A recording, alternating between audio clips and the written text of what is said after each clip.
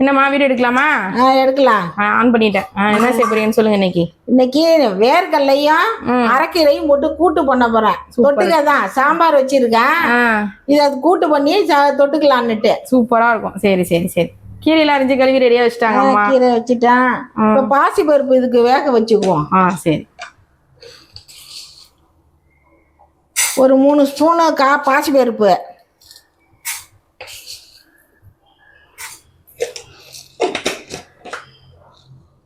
இதை கழுவிட்டு வந்துடுறேன். இதை கழுவிட்டு வந்துட்டேன். இதில் கொஞ்சம் தண்ணி ஊற்றிக்குவோம். பாதி தக்காளி போட்டுக்கலாம். பெருசாக இருக்காசி பாதி போடுறேன். இது ரொம்பவும் புளிக்கக்கூடாது தொட்டுக்கிட்டு சாப்பிடும்போது.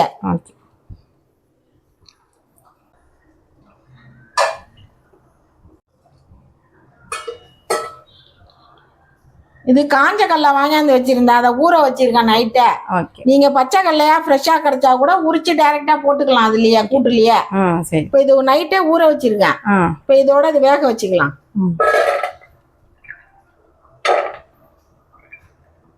பச்சை கடலையா போட்டா இன்னும் நல்லா இருக்கும் கூட்டுலாம். இதுல கொஞ்சம் தண்ணி ஊற்றி உப்பு போட்டுக்கலாம். கொஞ்சமா உப்பு போட்டா போதும். சால்ட்டு தான் போடுறேன்.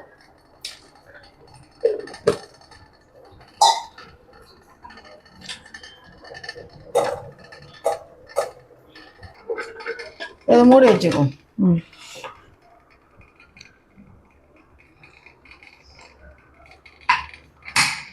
ஒரு 3-4 விசில் போறோம்.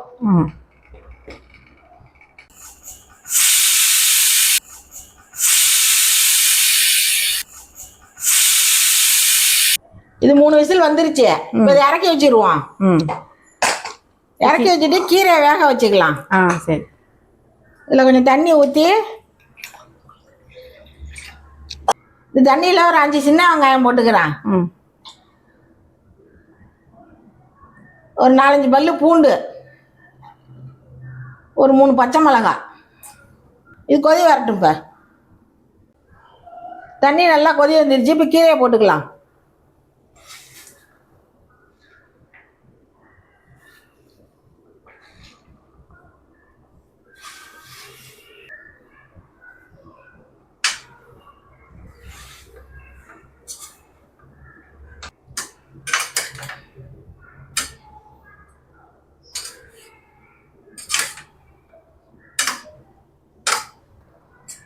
இது நல்லா வேகட்டும்.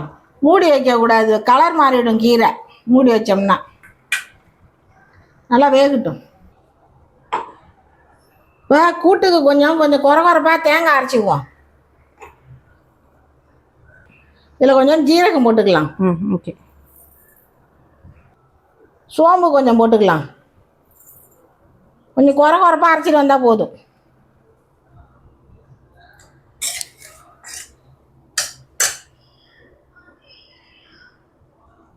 இவருங்க கீரை வெந்துருச்சு நல்லா. Okay okay. இதை எடுத்து வச்சுட்டு தாளிச்சிடுவோம்.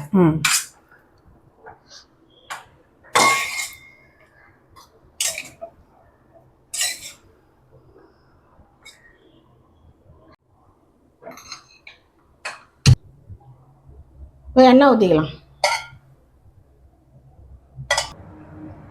கடுகு போட்டுக்கலாம்.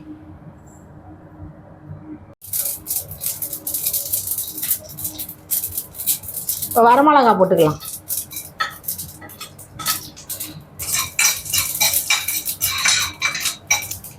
வெங்காயம் கொஞ்சம் போட்டுக்கலாம்.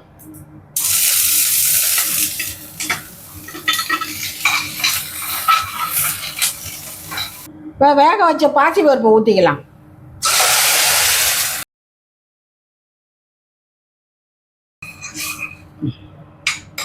இந்த கடலையும் இதில் ஊற்றிக்கலாம்.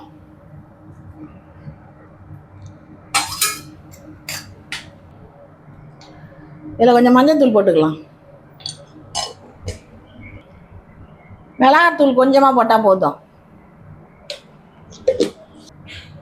இது கல் உப்பு கொஞ்சம் போட்டுக்கலாம்.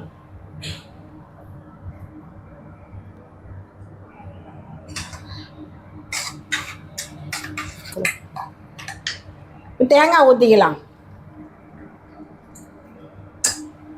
இந்த அளவுக்கு குறை குறைப்பாக அரைச்சாலே போதும். ஆமாம், நைஸெல்லாம் அரைக்க வேண்டாம். 2-3 கொதி கொதிச்சதையும் கீரையை போட்டுடலாம். ஓகே. இப்போ 2-3 கொதி கொதிச்சிருச்சு. இப்போ கீரையை போட்டுக்கலாம்.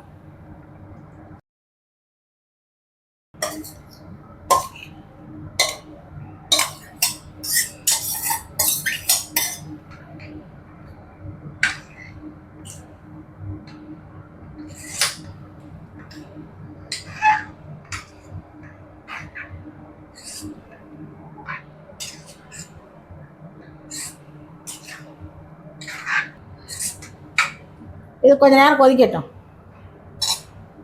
மூடி வைக்கக்கூடாது. A few moments later. கீரை கடலை கூட்டு ரெடி ஆயிடுச்சு பாருங்க. ஓகே. சூப்பராக சாம்பாருக்கெல்லாம் சொட்டு சாப்பிட்டா அருமையாக இருக்கும். புளிக்குழம்புக்கும் சூப்பராக இருக்குமா? இதை ஆஃப் பண்ணிடலாம். ஓகே.